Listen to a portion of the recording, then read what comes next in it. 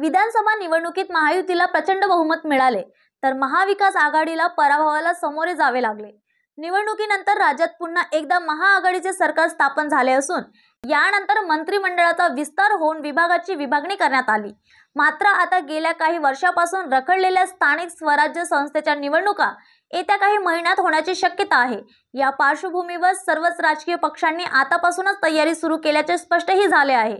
मात्र विधानसभा निवडणुकीप्रमाणे महायुती एकत्र लढणार की वेगळे याबाबत अद्यापही स्पष्टता नाही। यावर आता महायुतीचे नेते भाष्य करत आहेत। बुधवारी प्रसार माध्यमांशी संवाद साधताना भारतीय जनता पक्षाचे प्रदेशाध्यक्ष चंद्रशेखर बावनकुळे यांनी स्थानिक स्वराज्य संस्थेच्या निवडणुका आणि महायुतीच्या फॉर्म्युल्याबाबत मोठे भाष्य केले। आगामी स्थानिक स्वराज्य संस्थेच्या निवडणुका एकत्र किंवा स्वतंत्रपणे कशा लढाव्यात चंद्रशेखर बावनकुळे यांनी स्पष्ट केले।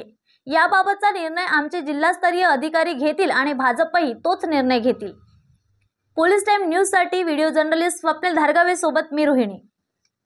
नाही, मला वाटतं की केंद्रीय आमचे अध्यक्ष आहेत, भाजपचे राष्ट्रीय अध्यक्ष नड्डाजी महाराष्ट्राबद्दल आता संघटनेच्या निवडणुका आहे।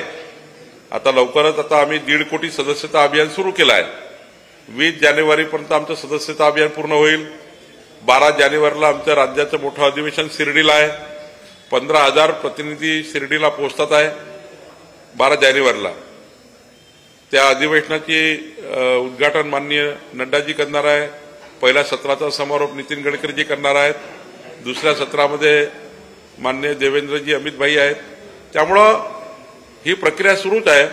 जानेवारीच्या एंडपर्यंत आमचे सर्व जिल्हाध्यक्ष आणि तालुका अध्यक्ष यांची निवड प्रक्रिया पूर्ण होईल आणि मग त्या ठिकाणी पुढच्या काळामध्ये प्रदेशाध्यक्ष पदाची निवड होईल। स्वामित्व योजना के बारे में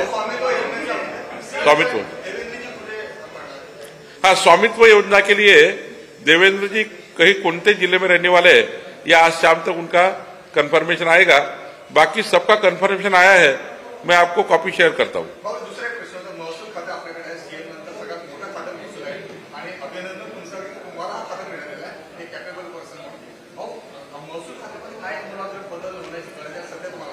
आता याच्यामध्ये जसे जसे दिवस पुढे जातील तसतसे बदल आपल्याला दिसतील।